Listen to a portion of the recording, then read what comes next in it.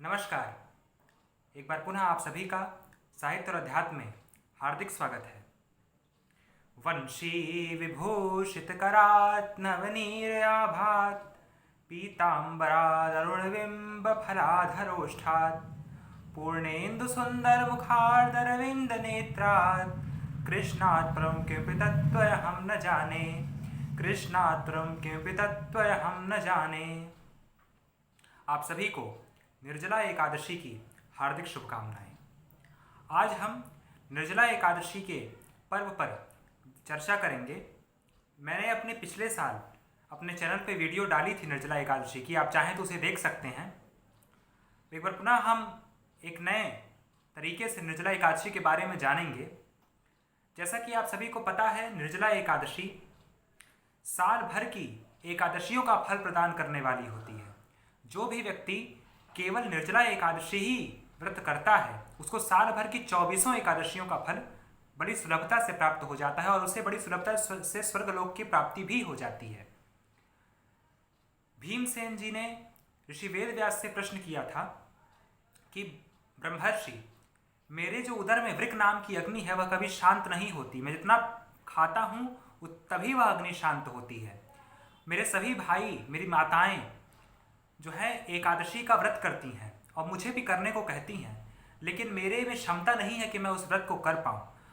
तो मैं ऐसा क्या करूँ कि मुझे हर एकादशी का फल प्राप्त हो। तो ऋषि वेद व्यास कहते हैं कि भीमसेन, तुम ज्येष्ठ माह के शुक्ल पक्ष की जो एकादशी आती है जिसका नाम निर्जला है उसका व्रत करो। उसके व्रत के मात्र से ही तुम्हें साल भर की 24 एकादशियों का फल प्राप्त हो जाएगा। तब भीमसेन जी ने इसी एकादशी का व्रत किया था। इसी कारण से एकादशी का नाम भीमसेनी एकादशी भी पड़ा। इस एकादशी को करने से मनुष्य बड़ी सुलभता से वैकुंठ लोक को प्राप्त कर सकता है, भगवान श्री का सामीप्य प्राप्त कर सकता है। इस दिन अपने गृह मंदिर में आपके पास यदि ठाकुर जी हों, राधा रानी हो तो उनकी सेवा करें, वह ना हो तो सीताराम जी हों उनकी सेवा करें, बाल गोपाल हों आप उनकी सेवा कर सकते हैं, अथवा शालिग्राम हो तो अति उत्तम। याद रखें, एकादशी के दिन माँ तुलसी में जल अर्पण नहीं किया जाता है, ना ही उन्हें तोड़ा जाता है। तो आप एकादशी के दिन तुलसी माँ में जल अर्पण ना करें, ना उन्हें तोड़ें, लेकिन ब्रह्म मुहूर्त में सूर्योदय से पहले उठकर स्नान करने का बड़ा ही विधान है। ब्रह्म मुहूर्त में उठें, स्नान करें, माँ तुलसी के समीप दीप दान करें, इसका बड़ा ही महत्व है।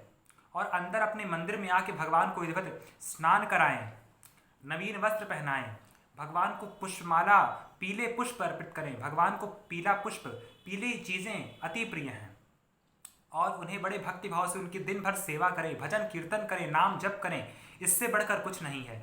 हमारा भाव जितना होगा भगवान अति शीघ्र हमें प्राप्त होंगे।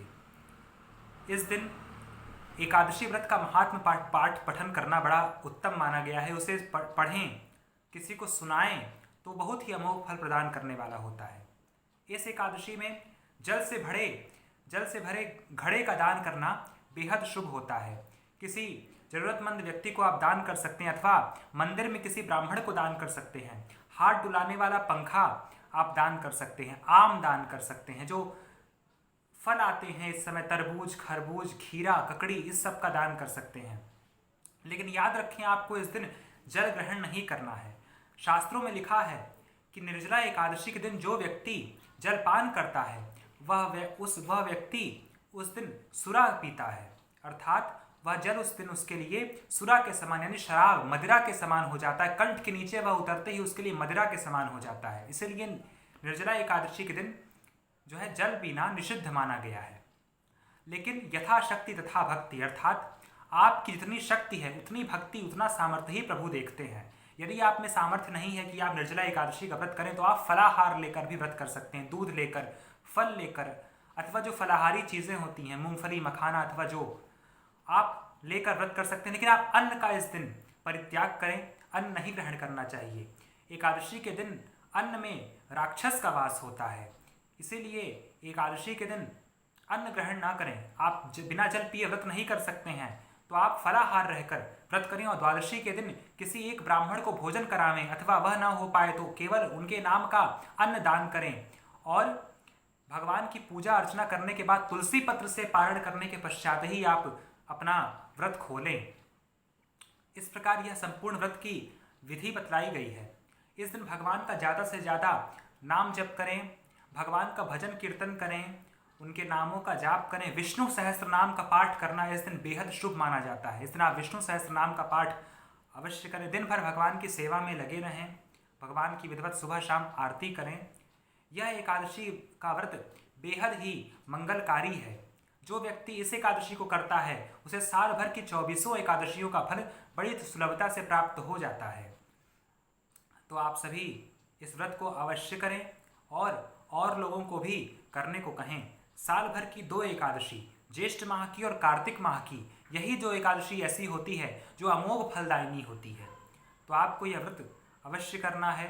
ब्रह्म मुहूर्त में उठकर गंगा जल में जल मिलाकर कहीं आप नहीं जा सकते तो स्नान करें। स्नान करने के पश्चात उगते हुए सूर्य को जल अर्पित करने के पश्चात भगवान की पूजा अर्चना करें।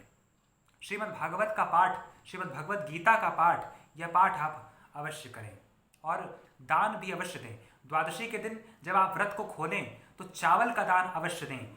जैसे एकादशी को चावल खाना निषेध माना गया है, उसी प्रकार ठीक द्वादशी को चावल खाना जरूरी माना गया है। तो इस दिन आप चावल को खाएं, चावल को लें और चावल का दान भी जरूरी है और महत्वपूर्ण है। तो आप चावल का दान भी कर सकते हैं। तो आशा करता हूँ कि आपको निर्जला एकादशी की जो यह जानकारी है यह अच्छे से प्राप्त हो गई होगी। आप सभी ज़्यादा से ज़्यादा हरि की सेवा करें और भगवान आपको यह व्रत करने की शक्ति प्रदान करें और आप सभी का कल्याण करें। इन्हीं जानकारियों के साथ फिर मिलेंगे एक अन्य वीडियो में। तब तक के लिए धन्यवाद। जय जय श्री राधे।